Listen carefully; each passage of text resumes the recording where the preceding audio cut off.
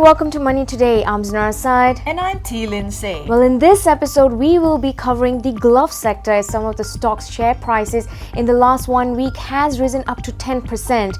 Now, Maybank Investment Bank Research glove analyst Lee Yen-ling says that this is purely on a speculation basis, most likely due to Zika virus. She also says that the Zika virus has had no impact in terms of demand for rubber gloves. So, what are the stocks to look out for in the rubber glove sector?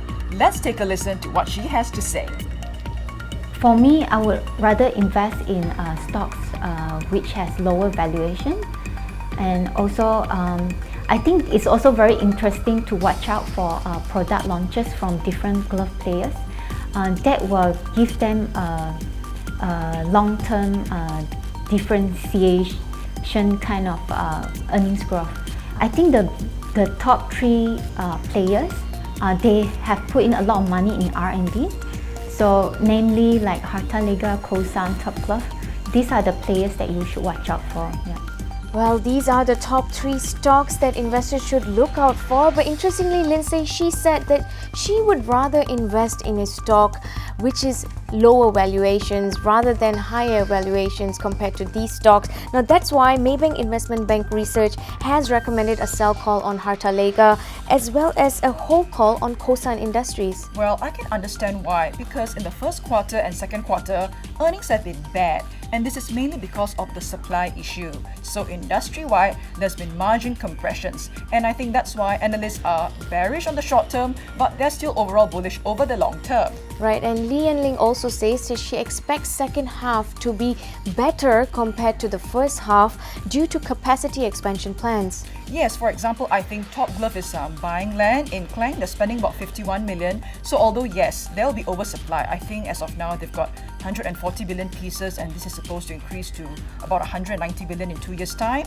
But these players are planning for the long term. Right, exactly. And Affin Huang has actually said that Malaysia is likely to continue its global dominance in terms of exports, right? Because they have a market share gain, right? Right now, Malaysia has a market share gain of about 63%. Yeah, that's right. So, although rubber gloves aren't doing too well now, maybe it's time to look at them. I think Supermax is the cheapest in terms of valuations, just about 12 times PE. Top Glove, the biggest player of them all, only 14 times PE. Most of them are offering good dividend yields as well. Yeah, well, these are the top 3 stocks that we should look out for. Now, moving forward to marketplace, now several industrial metal prices have seen a rise since the beginning of this year, which includes copper, zinc, aluminium and nickel. Now, nickel prices, Lindsay, has taken quite a big turn in the last 1 month because prices hit a 1-year high last month, and it's quite interesting because of the concerns over the new Philippine mining policies of suspending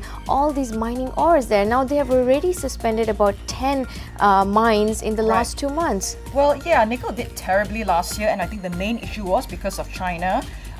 Because of the soft landing in China, people were worried because they are one of the largest consumers of nickel.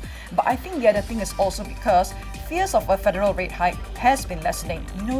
Metals like gold and silver, they've been rallying this year. Why? Because when they think that the Fed is going to maybe raise interest rates in a very dovish kind of manner, so these metals go up instead. Right, exactly. And the suspension of these mining ores will certainly reduce production of about 100,000 metric tons. Most of these mining companies are actually public listed companies, Lindsay. That's right. So we just have to see whether the Fed is going to raise interest rates. Now, if the Fed don't raise interest rates, I think the rally is going to continue because metals, they correlate indirectly in the opposite manner.